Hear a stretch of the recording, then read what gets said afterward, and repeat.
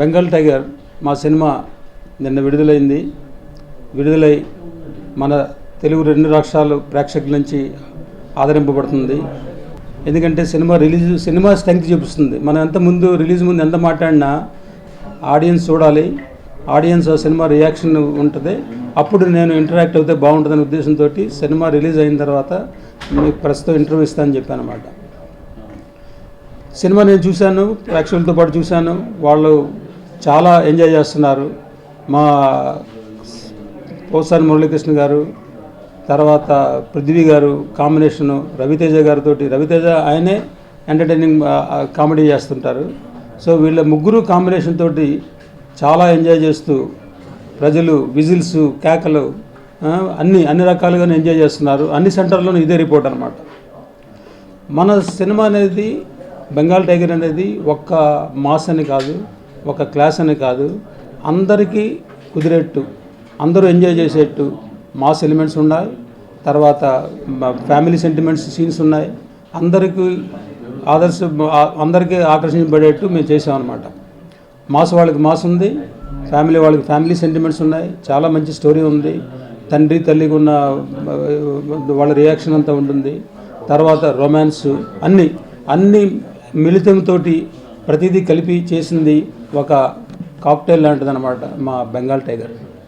So first day నిన్న వచ్చిన రియాక్షన్కి ప్రజలు ఆదరించినందుకు నేను చాలా కృతజ్ఞతలు. అలాగే ఈ సినిమాని ఇంకెలా సపోర్ట్ చేస్తూ ముందుకు తీసుకెళ్ళి మాకు మంచి సినిమా తీసానని పేరు తెస్తున్న ప్రజలకి, మీడియాకి చాలా థ్యాంక్స్. సో ఇలాగే మీరు సపోర్ట్ చేస్తుండండి. మంచి సినిమాలు ముందు కూడా తీసుకొస్తాను. Thank you. ఆర్టిస్టులు రవితేజ గారు గురించి ఏం చెప్పక్కర్లేదు. ఆయన high energy, most cooperative hero నేను చూశాను. ఆయన వల్ల యాక్చువల్లీ నాకు చాలా మంచి జరిగింది తప్ప చాలా హెల్ప్ చేశారు సినిమా ప్రొడక్షన్ ఆటలోనూ, ఐడియాస్ ఇచ్చి, గైడెన్స్ ఇచ్చి. ఆయన ఎక్స్పీరియన్స్ వల్ల నాకు చాలా ఉపయోగపడింది. తర్వాత మన హీరోయిన్స్ తమన్నా, రాశికన్నా ఇద్దరు గ్లామర్ కాదు, యాక్చువల్లీ వాళ్ళిద్దరికీ లాట్ ఆఫ్ ఇంపార్టెన్స్ ఉంది సినిమాలో. తమన్నా సీఎం గారి కూతురు, రాశికన్నా హోమ్ మినిస్టర్ గారి కూతురు. మా సినిమాలో ఇద్దరు హీరోయిన్స్ తమన్నా, రాశికన్నా. వాళ్ళ గ్లామర్ కోషెంటే కాదు, చాలా ఇంపార్టెంట్ క్యారెక్టర్స్ వాళ్ళిద్దరు. సినిమాని యాక్చువల్లీ కథని ముందుకు నడిపిస్తాకి వాళ్ళిద్దరూ ఎంతో తోడ్పడతారు. సో అది గ్లామర్ గురించే పెట్టామని హీరోయిన్ కాదు, వాళ్ళకి చాలా ఇంపార్టెన్స్ ఉంది సినిమాలో. అది కాకుండా మిగతా వాళ్ళు మన బొమ్మని రాణి గారు, అత్తారింటికి దారేది సినిమా తర్వాత సెకండ్ సినిమా చేసింది మనకే. మా డైరెక్టర్ గారు వెళ్ళి ఒక 15 మినిట్స్ 20 మినిట్స్ స్టోరీ నేరేట్ చేస్తే వెంటనే ఒప్పుకుని ఇది universal subject, I will do అని అన్నారు. అంతకుముందు ఎంతోమంది డైరెక్టర్లు, స్టోరీ రైటర్లు వెళ్ళి తెలుగు నుంచి వెళ్ళి చెప్పారట. ఆయన అత్తారింటికి దారేది తర్వాత ఎవరికి ఒప్పుకోలేదు. మా సినిమాకి ఒప్పుకుని చాలా సంతోషిస్తున్నాను. ఆయన ఒక వన్ గ్రేట్ యాక్టర్. ఆయన పర్ఫార్మెన్స్ కూడా మీ సినిమాలో చూస్తే తెలుస్తుంది. ఆయన మా బొమ్మని రాణి మన దాంట్లో చేసినందుకు నాకు చాలా సంతోషంగా ఉంది. ఇంకా మిగతా క్యారెక్టర్స్లో నాజర్ గారు, నాగినేడి గారు, రావు రమేష్, సియాజీ షిండే వీళ్ళందరికీ ఇంపార్టెంట్ క్యారెక్టర్సే. ప్రతి వాళ్ళకి తగ్గ క్యారెక్టర్ ఉంది. వాళ్ళు చాలా సమన్వయం చేశారు, వాళ్ళు చాలా జస్టిఫై చేశారు క్యారెక్టర్స్. మొత్తం అంతా కలిపితేనే సినిమా అవుతుందన్నమాట. సో ఈ సినిమాలో నాకు సహకరించిన టెక్నీషియన్స్, ఆర్టిస్టులు, మా ప్రొడక్షన్ డిపార్ట్మెంట్ వాళ్ళు అందరూ ఈ సహకరించడం వల్ల ఒక టీం వర్క్గా సినిమాను బయట తీసుకురాగలిగాం. సో వాళ్ళందరికీ నేను మీడియా తరఫున అందరికీ కృతజ్ఞతలు తెలుపుతున్నాను. సో ఇంత కష్టపడి మేము చేసిన తర్వాత మా సినిమాని ప్రేక్షకులే చెప్పాలి. ప్రేక్షకులు ఆదరిస్తున్నాం, అది గ్రేట్ థింగ్. అది ప్రేక్షకులు ఆదరిస్తున్నారు కనుక మాకు చాలా సంతోషంగా ఉంది.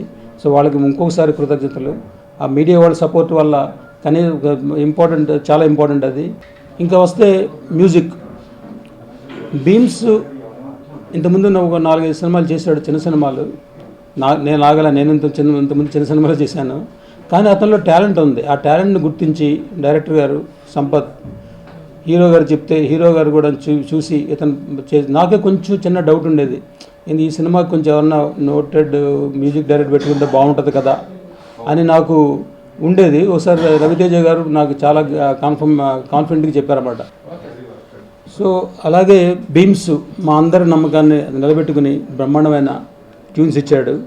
సాంగ్స్ మా అఫ్కోర్స్ అక్టోబర్లోనే మన ఆడియో రిలీజ్ అయింది. చాలామంది ఆ ఆడియోని హిట్ చేశారు. ఐట్యూన్స్లో ఇప్పుడు కూడా టాప్ పొజిషన్స్లో ఉంది. టాప్ 5లో ఇప్పుడు కూడా మా సాంగ్స్ ఉన్నాయి. ఈ సినిమాలో ఆర్ఆర్ చిన్నాని చేశాడు అతను. సో ఆర్ఆర్ ఒక ఇంపార్టెంట్ థింగ్. ఆర్ఆర్ సినిమాని ఎలివేట్ చేస్తుంది. ఆర్ఆర్ సరిగ్గా లేకపోతే సినిమా మంచి సినిమా అనుకుని డౌన్ చేస్తుంది. కానీ మంచి ఆర్ఆర్ ఇచ్చి చిన్న చేశాడు. అతను కూడా మా కృతజ్ఞతలు. దీంట్లో ఇంకా ఫైట్స్, యాక్షన్ సీన్స్, రామలక్ష్మణ్ గారు అంటే అందరూ తెలుసు. వాళ్ళు కొత్తగా యాక్చువల్లీ ట్రీట్మెంట్ ఇచ్చి డైరెక్టర్ గారు, డైరెక్షన్ డిపార్ట్మెంటు, వీళ్ళంతా కలిసి డిస్కస్ చేసి మరీ రొటీన్గా కాకుండా డిఫరెంట్గా యాక్షన్ సీన్స్ మా వాళ్ళు పిక్చరైజ్ చేశారు. ఆ యాక్షన్ సీన్స్ జనాలకి చాలా నచ్చుతున్నాయి. సో ఆ యాక్షన్ కూడాను దాంట్లో మరి రక్తం పారడం కానీ మామూలుగా ఊరికి నరికేసుకుంటాం అలాంటిది ఉండదు. అంతాను చాలా టెక్నికల్గా తీసిన యాక్షన్ సీన్స్ అవి. సో ఎవరు ఆ యాక్షన్ సీన్స్ భయపడాల్సిన అవసరం లేదు. చాలా టెక్నికల్గా ఉంటుంది.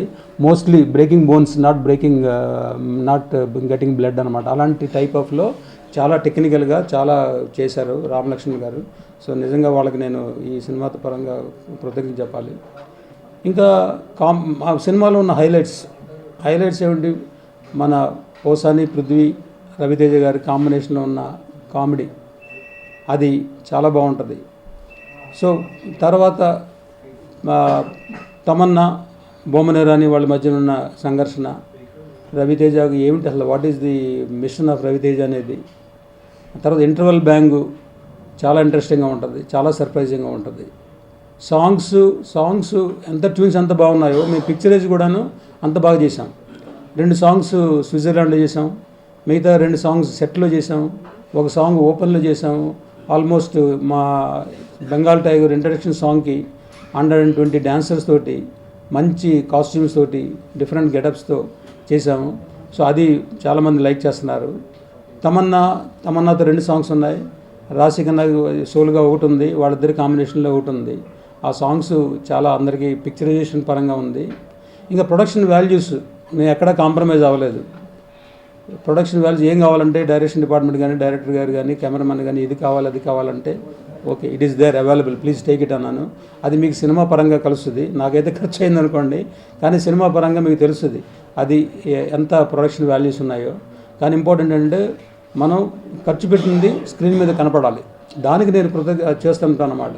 వేస్టేజ్ అనేది మొత్తం మనం తగ్గించలేము, మినిమైజ్ చేస్తాం. సో వేస్టేజ్ తగ్గిస్తే స్క్రీన్ మీద కనపడుద్ది. అది మేము చేసింది.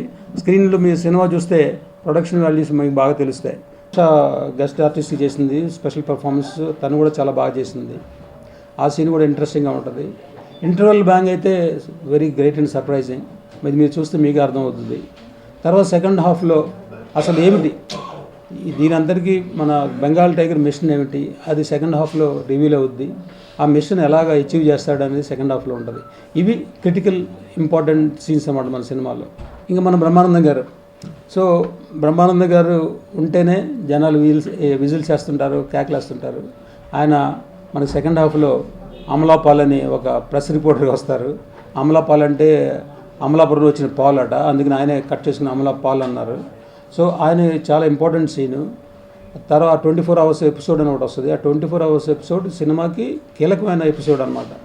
ఆ ఎపిసోడ్లో బ్రహ్మానందం గారు, రవితేజ గారు ఉన్న కామిక్, అది యాక్షన్ అనుకుంటారు, యాక్షన్ కాదు, actually it is a comic అనమాట. ఆ సీన్ చూస్తే అందరూ కడుపుబ్బ నవ్వుతున్నారు. సో చూసిన వాళ్ళు మళ్ళీ చూడండి, చూడని వాళ్ళు చూసి ఆనందించండి. ఈ సినిమాని ఇలాగే కొంచెం పై తరగా తీసుకెళ్ళి ఒక పెద్ద హిట్ చేసి బాహుబలి, శ్రీమంతుడి తర్వాత ఒక పెద్ద సినిమా చేసినందుకు మీ సపోర్ట్ చాలా సంతోషిస్తున్నాను. అలాగే మీరు ఆదర్శిస్తారని కోరుతున్నాను.